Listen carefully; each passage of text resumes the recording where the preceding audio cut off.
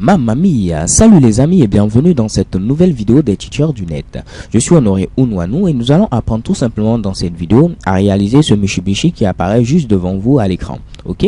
Alors donc, dans cette nouvelle série de vidéos CSS Tricks, je m'efforce à chaque fois de vous montrer un tout petit peu la puissance au niveau du CSS3.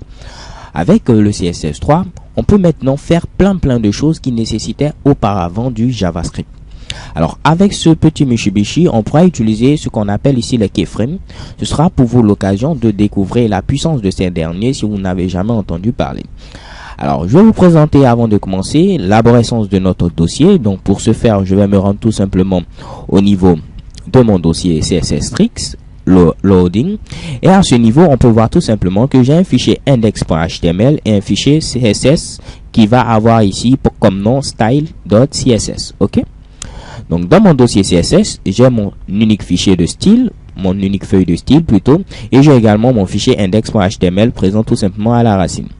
Alors je vais sans plus tarder supprimer mon fichier index.html, de même me rendre au niveau de mon dossier CSS et j'ai déjà supprimé également le fichier style.css.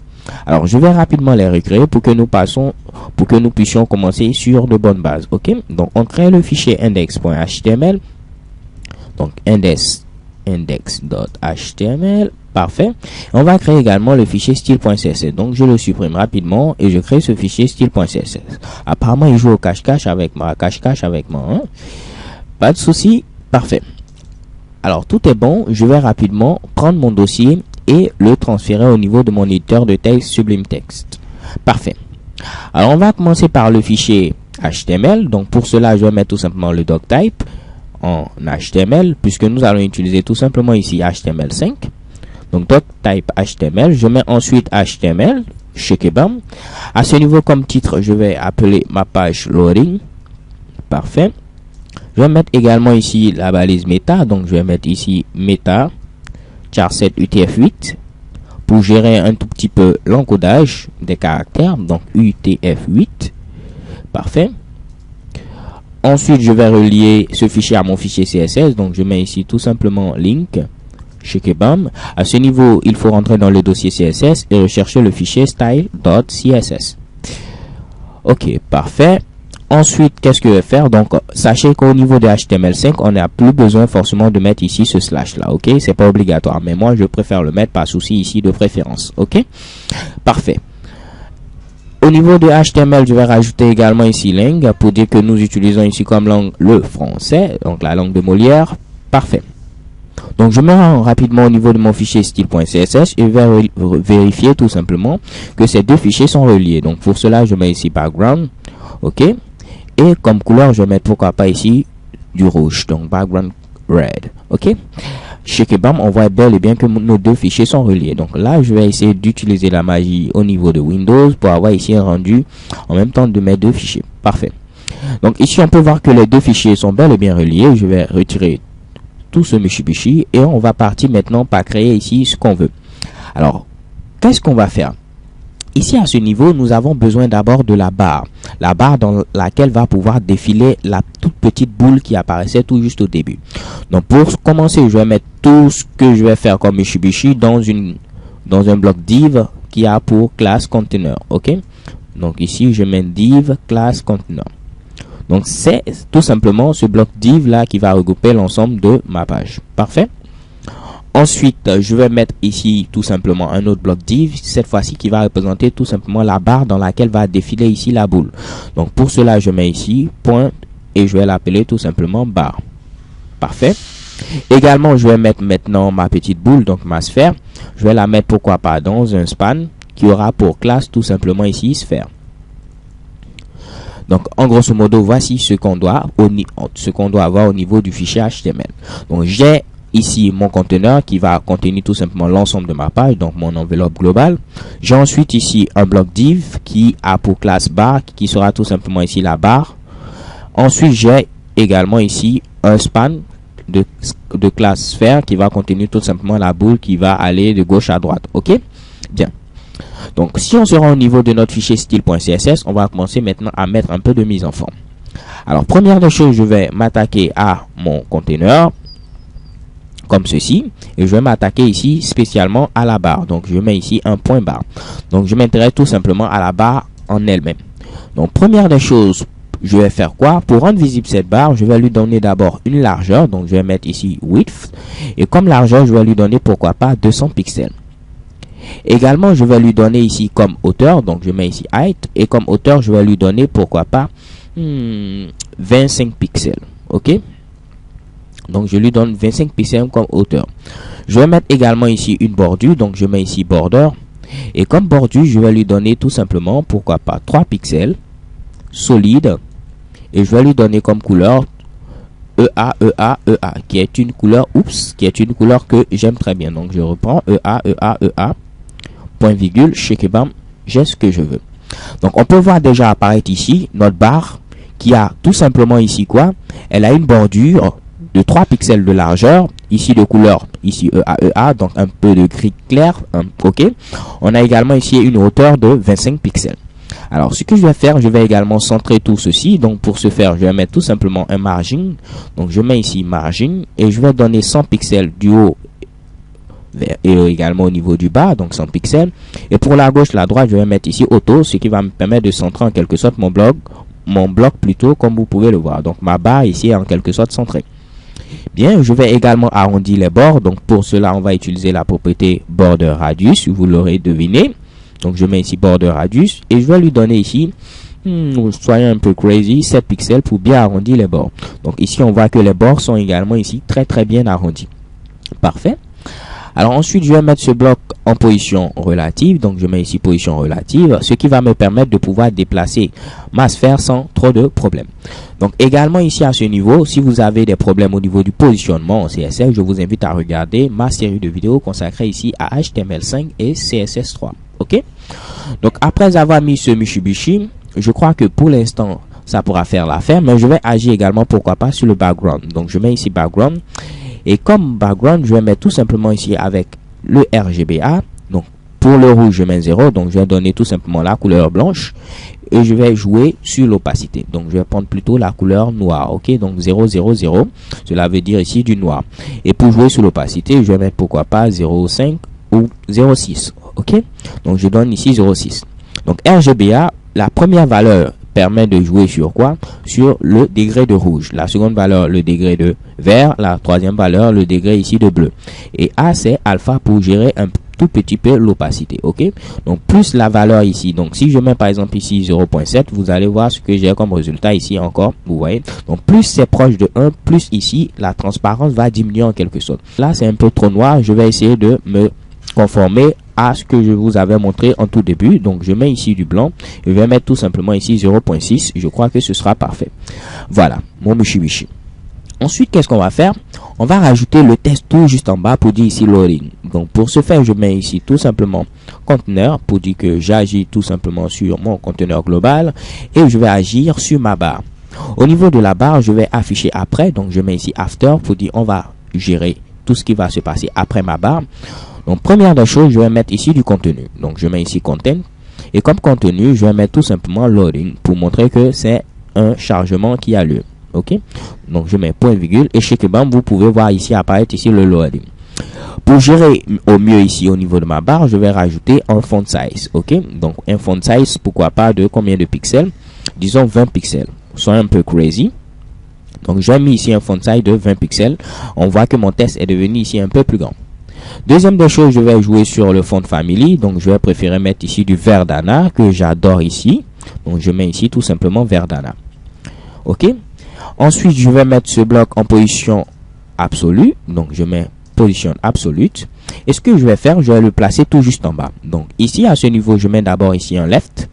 Je vais mettre un left de 25%, ce qui va le déplacer 25% vers ici la gauche. Donc ici on peut voir qu'il part vers la droite, et on a 25% à la gauche par rapport ici à ma barre. Donc c'est pourquoi j'avais mis ma barre ici en position relative plutôt, parce que celui-là il va agir tout simplement en fonction de ma barre. Ok, donc je ne veux pas qu'il apparaisse ici dans ma barre, tout simplement je veux qu'il apparaisse tout juste en bas.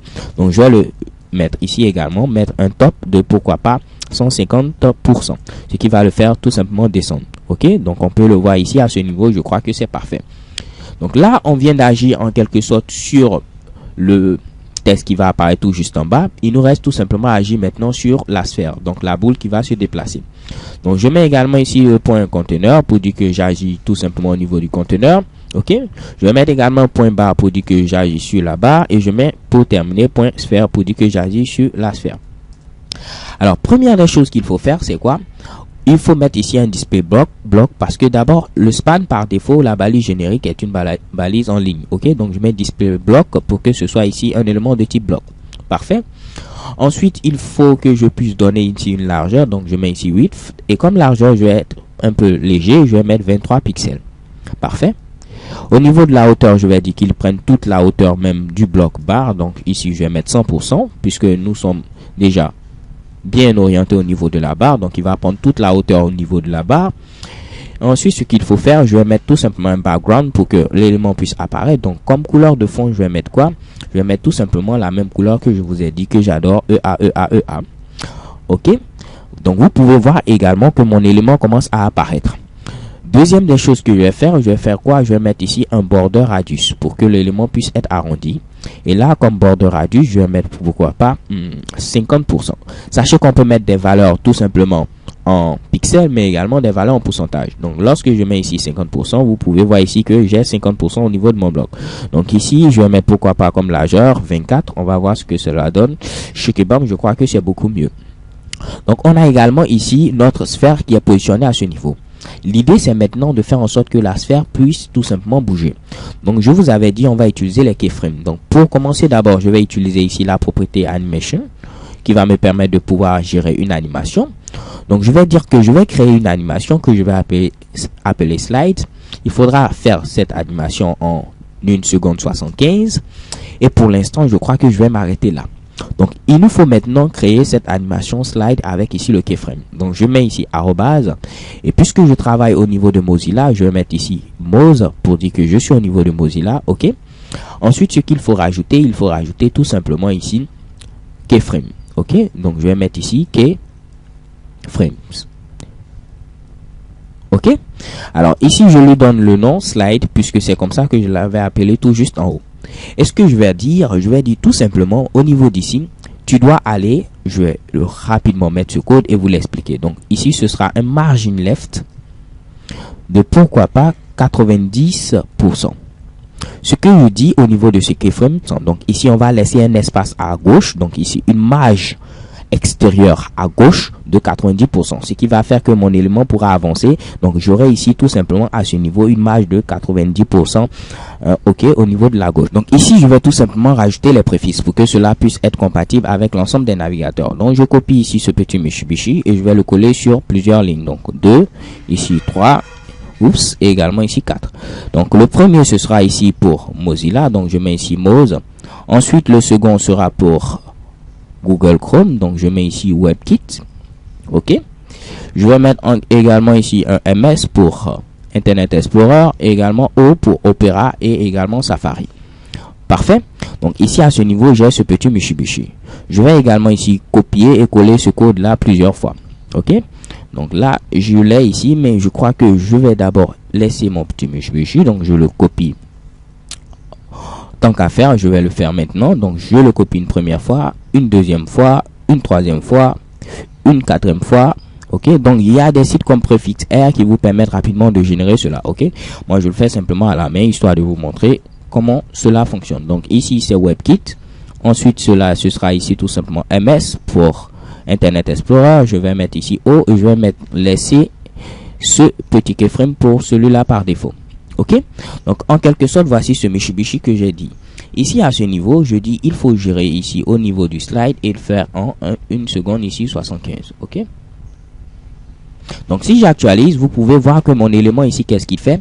Il va il laisse tout simplement une marge extérieure à gauche de 90%, ce qui fait en sorte que on a l'impression qu'il va tout simplement ici au niveau de la droite. Ok, donc moi je veux que ce mouvement soit répété. Donc au lieu de le laisser tout simplement comme cela, je vais ajouter ici infinite pour dire tout simplement il faut répéter ici ce mouvement. Ok, donc je vais rajouter ce Mitsubishi partout comme ceci. Ça devient un tout petit peu agaçant, mais pas grave, je vais faire ceci. Et si on actualise, vous voyez ici à ce niveau le mouvement est répété. Maintenant, moi, ce que je vais faire tout simplement, au lieu qu'il parte comme ceci et qu'il revienne encore à ce niveau je veux que tout simplement, dès il vient ici vers ma droite, il revienne tout simplement vers ma gauche, il reparte vers la droite, et ainsi de suite. Donc ici, il faut alterner tout simplement le mouvement. Donc je vais ajouter une autre propriété qui est ici alternate, ok, pour dire il faut alterner tout simplement le mouvement. Donc si je copie ce Mitsubishi et que je le colle sur l'ensemble ici de mes animations comme ceci, on va voir ce qu'on obtient comme résultat. Donc là, vous pouvez voir, il part vers la droite, il revient tout simplement vers la gauche, il part vers la droite, il revient vers la gauche. Oh mamma mia, que c'est beau cela. Alors, on va ajouter un petit effet pour que ce ne soit pas assez rapide comme c'est le cas ici. On va ajouter ici ease in out pour que ici, ce soit un tout petit peu plus nice, ok? Donc, je mets ici easy in out. Donc, je copie également ce Mitsubishi. Je le colle à ce niveau. Oups, donc je vais agrandir tout simplement un peu ceci comme cela, ok, bien, je le colle également là, et il me reste tout simplement le dernier, celui-là. Donc si j'enregistre, vous allez voir ici, c'est beaucoup plus joli, ok, là c'est beaucoup plus transparent. Waouh. Alors les gars, c'est tout pour cette vidéo. J'agrandis tout simplement pour vous montrer le résultat final. On a notre loading, on a notre barre et notre sphère qui part vers la droite, vers la gauche, vers la droite et vers la gauche, ok. Donc revoyons tout simplement un tout petit peu le code avant de se laisser. Alors au niveau du fichier index, j'ai tout simplement ici un bloc div container qui va contenir l'ensemble de ma page. J'ai un bloc div pour ma barre qui est présente ici à ce niveau, et également ici un span pour ma sphère qui va de droite à gauche, ok. Au niveau du fichier CSS, première des choses qu'on a faites ici à ce niveau, on a dit qu'au niveau de la barre, on veut donner ici un font size de 20 pixels, ok, ce qui va jouer tout simplement sur la taille des caractères, ok. On a donné également ici à notre bloc une largeur de 200 pixels, une hauteur de 25 pixels, une bordure ici de 3 pixels de largeur, ok. On a mis également ici 100 pixels de marge extérieure vers le haut et le bas, et également en automatique pour la gauche et la droite, ce qui nous permet de centrer notre bloc. On l'a mis également ici en position relative, ce qui va nous permettre de gérer au mieux ici la sphère qui est présente à l'intérieur de ce bloc-là. Un border radius de 7 pixels pour arrondir les bords et un petit background assez léger de couleur blanche et d'opacité ici 0.6. Ensuite, au niveau de la barre, on a rajouté tout juste en bas ici ce loading. Donc, j'ai utilisé ici after, ok. Donc au niveau de after, on a dit tout simplement il faut rajouter comme contenu loading. Il faut donner ici comme police Verdana que j'adore. On a mis également ici cet élément en position absolue, ce qui nous a permis de pouvoir mieux gérer son emplacement. Donc je l'ai mis ici à 25% vers la gauche et également ici au niveau du top, je l'ai mis ici à 150%, ce qui fait que l'élément apparaît tout juste en bas. Donc si on l'a à 150% ici, cela nous permet d'avoir ici cet élément positionné tout juste en bas ici comme ceci. On a joué également sur la sphère, on l'a mis d'abord en display block, donc ici en élément de type bloc. Pourquoi? Parce que le span par défaut qu'on a à ce niveau est un élément de type en ligne, ok. On a donné ici une largeur à notre sphère de 24 pixels et comme hauteur, on lui a dit prends toute la hauteur du bloc barre ici. Donc il a comme hauteur tout simplement la hauteur ici de la barre. On a donné un petit background, dièse EA, border radius avec un pourcentage. Et le plus important ici, c'est l'animation. Donc, au niveau de l'animation, on a dit qu'il faudra aller chercher l'animation slide qu'on a géré avec un keyframe. Il faudra le faire en 1 seconde 75. Infinite pour dire qu'il faut répéter à l'infini le mouvement. Ease in out pour avoir un effet assez nice. Et alternate pour dire qu'il faut alterner le mouvement. Donc, si on part vers ici, cette fois-ci, avec un margin left, plus tard, il faut faire ce qu'on appelle ici un margin right. Donc, ce qui va faire que notre élément va aller vers la droite, vers la gauche, vers la droite, vers la gauche, ainsi de suite. Au niveau du keyframe, c'est tout ce qu'on a dit. On a dit tout simplement à ce niveau, il faut aller à, donc on a utilisé ici tout. Il faut donner tout simplement un margin left de 90%, ce qui va faire que notre élément va aller un tout petit peu vers la droite, ok. Donc puisqu'il a laissé tout simplement une marge extérieure gauche de 90%. Je ne vais pas ici encore me répéter. J'espère que c'est un peu plus clair avec ces dernières explications. Merci d'avoir suivi cette vidéo. So thank you guys for watching. Don't forget to subscribe and have a nice day. XOXO.